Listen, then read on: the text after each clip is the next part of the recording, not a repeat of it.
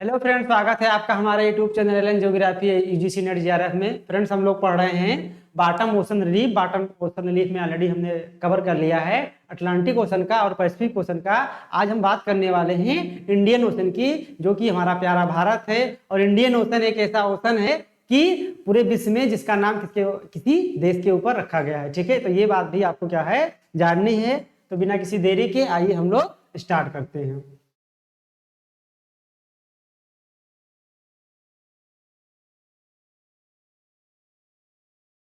Bottom relief of Indian ocean. ठीक है, ये क्या है? अगर इंडिया के अकॉर्डिंग देखा जाए तो ये विश्व का क्या है, तीसरा सबसे बड़ा महासागर है। इसका जो नाम रखा गया है, एक ऐसा जो है ओशन है जिसका नाम किसी देश के ऊपर रखा गया है। और जो इंडियन ओशन का नाम है वो इंडिया के से लिया गया है। ठीक है, जो इसकी एवरेज डेप्थ है यानी इंडियन ओशन की, वो लगभग कितनी है? 4000 मीटर। कितना है? 4000 मीटर। ठीक है, अब आइए बात करते हैं और देखते हैं कि इसमें कौन कौन से रिलीफ फीचर पाए जाते हैं, उनकी विशेषता क्या है, उनका महत्व क्या है। तो सबसे पहला रिलीफ है, इसमें क्या पाया जाएगा? Continental shelf. कॉन्टिनेंटल शेल्फ के बाद कॉन्टिनेंटल स्लोप यानी महाद्वीपीय मग्न ढाल। महाद्वीपीय मग्न ढाल के बाद रिज यानी कटक, और कटक के बाद हम लोग बात करेंगे ट्रेंच की। ठीक है, तो चलिए देखते हैं कि कॉन्टिनेंटल होता है।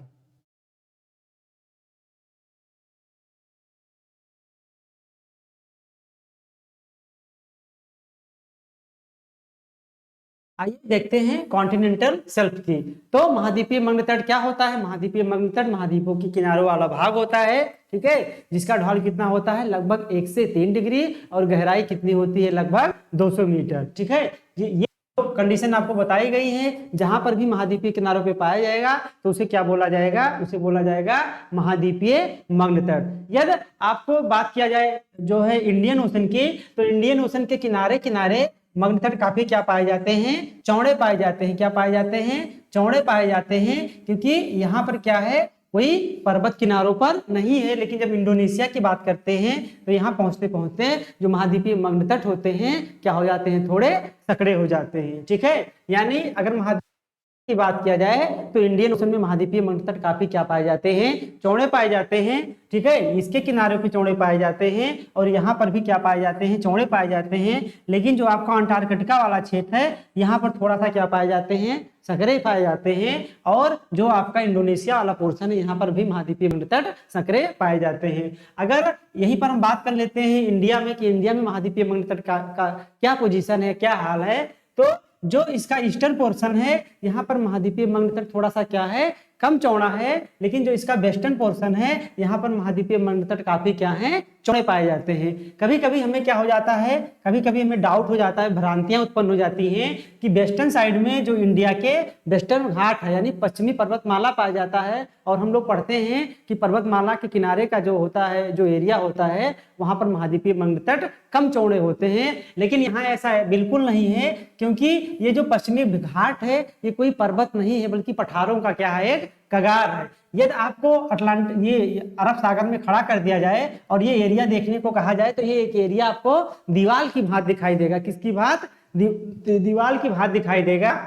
जब इंडिया यहाँ से टूटा था, ठीक है, तो जब ये यूरेशियन प्लेट से टकराया तो इसका जो किनारे वाला भाग है वो काफी क्या हो गया था? सबमर्ज हो गया था। इसलिए जो भारत के पश्चिम किनारे हैं वहां पर महाद्वीपीय मग्न तट क्या है? काफी चौड़े पाए जाते हैं। आप लोग इस भ्रांतियों में मत रहिएगा कि यहाँ पर क्या है? वेस्टर्न घाट है तो यहाँ पर महाद्वीपीय मग्न तट क्या होंगे? सकरे होंगे। यानी पूर्व की तुलना में पश्चिम में महाद्वीपीय मग्न तट काफी चौड़े हैं। पूर्व में महाद्वीपीय मग्न तट पाए जाते हैं क्योंकि जो नदियां होती हैं वो लगातार क्या कर रही है? पूर्वी क्षेत्र में डिपोजिशन का काम कर रही है, चाहे गंगा नदी हो, ठीक है, गंगा नदी हो, गोदावरी हो, कृष्णा हो, या अन्य नदियां हो। तो ये कंडीशन है आपके कॉन्टिनेंटल शेल्फ की इंडियन ओशन में। कॉन्टिनेंटल शेल्फ के बाद आपका आता है कॉन्टिनेंटल स्लोप। कॉन्टिनेंटल स्लोप क्या होता है आप लोग अच्छी तरीके से जानते हैं। कॉन्टिनेंटल स्लोप के बाद हम लोग बात करते हैं रिज की। रिज का इंपॉर्टेंस यहाँ पर बढ़ जाता है, क्योंकि यहाँ पर जो कटक है वो ज्यादा मात्रा में पाए जाते हैं। तो आइए देखते हैं कि कौन कौन सा कटक यहाँ पर पाया जाएगा। ठीक है,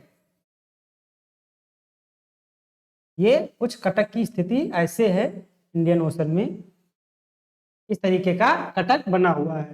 तो जो अगर सबसे उत्तर में देखा एरिया, तो ये अगर इसको ए माना जाए तो ये कौन सा कटक है? ये आपका है चागोस कटक। कौन सा है? चागोस कटक। पोर्शन है ये आपका क्या है? यह है सोकोत्रा चागोस कटक। क्या है? Socotra Chagos Cuttack. ठीक है। तीसरा जो आपका कटक है वो है चागोस सेंट पाल कटक। यानी अगर ये बी है, अगर इसको सी माना जाए तो ये क्या है? इसको बोलते हैं चागोस सेंट पाल कटक। क्या बोलते हैं इस वाले पूरे कटक को? चागोस सेंट पाल कटक। ठीक है। अगला जो कटक है आपका वो क्या है? सर पाल एम्स्टर्डम जो है विद्वान थे, उन्हीं के नाम पे इसका नाम रखा गया है। यानी इस वाले पोर्शन को क्या बोलते हैं? डी वाले पोर्शन को। यहाँ पर जो ये जो इंडियन कटक है यहाँ पर सबसे ज्यादा चौड़ा है। इसको किस नाम से जानते हैं? सर पाल एम्स्टर्डम कटक। किस नाम से? सर पाल एम्स्टर्डम कटक के नाम से जानते हैं। ठीक है। उसके बाद हम देखते हैं अगला कारगुलेन काल्सबर्ग कटक। क्या है? कारगुलेन काल्सबर्ग कटक। ये वाला जो पोर्शन है ई वाला, इसको किस नाम से जानते हैं? कारगुलेन काल्सबर्ग कटक के नाम से जानते हैं। ठीक है। जो ये वाला पोर्शन है आपका, इसको किस नाम से जानते हैं? इंडियन कटक। किस नाम से? Indian Antarctic Cuttack. और एक कटक आपका क्या है? मेडागास्कर कटक। यानी जो ये वाला कटक है इसको जानते हैं मेडागास्कर कटक के नाम से। मेडागास्कर कटक के बाद एक महत्वपूर्ण कटक है जो ये आपको दिखाई दे रहा होगा, ये लाइन, इसको बोलते हैं 90 ईस्ट रिज कटक। यानी 90 डिग्री पूर्वी कटक। ठीक है। तो इतने सारे कटक यहाँ पर पाए जाते हैं। कटक क्यों पाए जाते हैं? इस कटक में से कुछ ऐसे कटक हैं जो जो आपके बलित पर्वत हैं, उन्हीं बलित पर्वतों के क्या हैं? डूबे हुए भाग हैं। और कुछ क्या हैं जो ये आपका क्या है? इंडियन ओशन जब नॉर्थ में शिफ्ट किया, ठीक है, तो नॉर्थ में शिफ्ट करने के कारण बहुत सारी जगहों पर फॉल्ट हुआ और वहां पर ज्वालामुखी उद्गार के कारण कटक का निर्माण हुआ या फॉर्मेशन हुआ। ठीक है। तो ये स्थिति है इंडियन ओशन में कटक की। ठीक है। लास्ट बार एग्जाम में क्या है? उत्तर से दक्षिण में कटक का क्रम पूछ लिया था, इसलिए हमने आपको उत्तर से दक्षिण इसके कटक के क्रम को बात की है या बताया है। तो आपको क्या करना है? सीक्वेंस भी देखना है और सारे कटक का नाम भी याद रखना है, क्योंकि आपको एक कटक अटलांटिक ओशन का, एक आपका पैसिफिक का और एक इंडियन उठा के दे देगा और कहेगा मैच द फॉलोइंग। तो अगर आपको याद नहीं रहेगा तो आप यहाँ पर क्वेश्चन गलत कर सकते हैं। अगला पॉइंट हम देखने वाले हैं ट्रेंच की। किसकी देखने वाले हैं? ट्रेंच की। यहाँ पर ट्रेंच का फॉर्मेशन कहाँ कहाँ पे हुआ है, तो आइए देख लेते हैं यहाँ पर ट्रेंच का फॉर्मेशन कहाँ पे हुआ है। तो बेसिकली यहाँ पर देखा जाता है कि जो ट्रेंच है वो ट्रेंच यहाँ पर ज्यादा नहीं पाए जाते हैं, बहुत ही कम ट्रेंच पाए जाते हैं, जिसमें दो ट्रेंच बहुत ही क्या है? महत्वपूर्ण है। ठीक है। एक आपका क्या है? सुंडा ट्रेंच, या इसी को हम बोलते हैं जावा ट्रेंच। क्या है? Java trench. ये कहाँ पाया जाता है? जो ये सुंडा जल संधि है इसी के पास पाया जाता है। ये इसी के क्या है? पास में पाया जाता है। दूसरा का ट्रेंच, या इसको बोलते हैं डायमेंटीना परिखा। ठीक है। तो ट्रेंच काफी क्या है? आपके इंडियन ओशन में कम मात्रा में पाए जाते हैं। इस दो ट्रेंच का आपको नाम क्या याद रखना है। आप लोग जो है एटलस में देखकर कमेंट में ये बताइएगा कि जो आपका ये जावा ट्रेंच है, ठीक है, या सुंडा ट्रेंच है, ये इक्वेटर के नॉर्थ में है या इक्वेटर के साउथ में है। ये क्वेश्चन आपसे एग्जाम में पूछा जाएगा। केवल ये नहीं पूछा जाएगा कि जो आपका ये सुंडा ट्रेंच है ये कहाँ पाया जाता है, जबकि आपको ये देखना है, ठीक है, आप लोग एटलस में देखिएगा कि ये इसके नॉर्थ में है या साउथ में है। और ये पॉइंट अपने नोट में क्या करिएगा? नोट कीजिएगा, क्योंकि यहाँ से क्वेश्चन आना क्या है? लगभग तय है। ठीक है। तो अभी अब तक हम लोगों ने बॉटम ओशन रिलीफ को देख लिया है, अब आगे इसके हम लोग देखेंगे। आज के लिए इतना ही। वीडियो कैसे लगा आप लोग कमेंट करके जरूर बताइएगा। ठीक है। मिलते हैं अपने नेक्स्ट वीडियो के साथ। All the best.